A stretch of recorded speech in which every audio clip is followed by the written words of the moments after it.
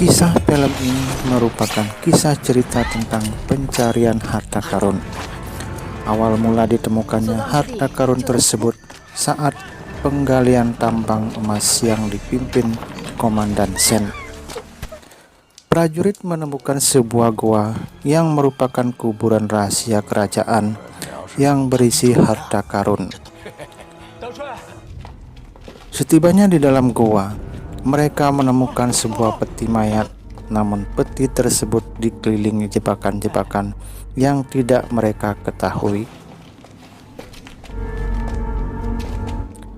Tidak sengaja, salah satu prajurit menginjak tombol jebakan dan tiba-tiba mereka diserang anak panah. Tidak banyak yang lolos, akhirnya membuka peti mayat itu, namun sekujur tubuhnya melepuh dan mati. Mengetahui ayahnya mati dan tertimbun di dalam goa, Komandan Sen Dongxi menemui Feng Sheju yang merupakan divisi Dou kota Daluo. Kedatangan Sen Dongxi sedikit berulah, namun dengan kesigapan anak buah Feng, Sen Dongxi akhirnya mereda. Sebenarnya Sen Dongxi bermaksud untuk meminta bantuan Feng untuk mengambil jasad ayahnya yang tertimbun di dalam goa, serta mengajak Feng bekerja sama untuk mengambil harta karun yang berada di goa tersebut. Feng membaca peta yang disodorkan Sen Dongxi dan mereka sepakat. Feng yang menyuruh anak buahnya untuk menghidupkan lampu sebagai isyarat panggilan kepada anak buahnya yang lain bahwa ada tugas yang harus dikerjakan. Keesokan harinya, mereka membobol goa di mana tempat Komandan Sen tertimbun. Mereka akhirnya menemukan mayat Komandan Sen yang tertusuk tombak. Feng yang merupakan keturunan klan Feng yang mahir dalam memecahkan misteri sangat berhati-hati. Peti yang sudah terbuka dilihat melalui kaca cermin, dan ternyata di dalam peti terdapat jamur beracun yang membuat Komandan Sen terbunuh. Jamur beracun tersebut apabila terhisap 3 kali akan langsung mati. Feng menyuruh mereka memakai cadar untuk menutup mulut dan hidungnya agar tidak menghirupnya. Feng menyuruh anak buahnya untuk mengangkat mayatnya dan mengambil jamur itu agar tidak berbahaya. Dan peti pun ditutup untuk dibawa dan dikuburkan secara layak. Ketika berjalan-jalan, Feng dicegat beberapa orang bertopeng. Perkelahian pun terjadi, namun Feng dapat mengatasinya.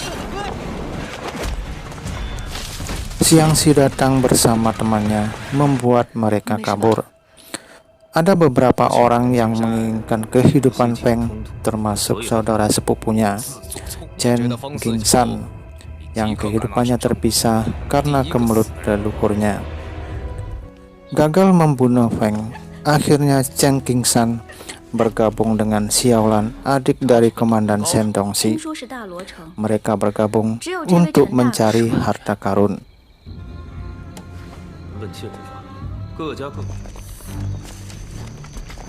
Perjalanan mereka sampai pada hutan berhantu, hutan yang penuh misteri. Feng yang menelusuri hutan sendiri hampir mati. Dengan kecerdasan dan bantuan teman-temannya, akhirnya misteri hutan berhantu dapat diatasi. Setelah mengatasi hutan berhantu, kini mereka masuk desa penuh dengan laba-laba.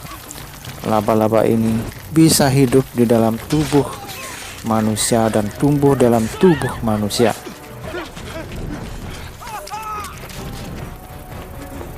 Untuk keluar dari desa laba-laba, mereka harus membuka pintu terowongan dengan menghubungkan sandi-sandi kuno dengan tombol terowongan tersebut. Feng yang tahu akan hal itu akhirnya berhasil membuka terowongan dan mereka satu persatu melompat. Namun, si Lia sudah tersengat laba-laba mengorbankan dirinya untuk menghalau laba-laba itu.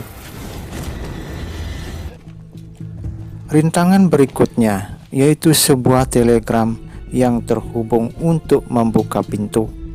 Lagi-lagi Feng berhasil membaca unsur-unsur kunci telegram tersebut dan pintu pun terbuka.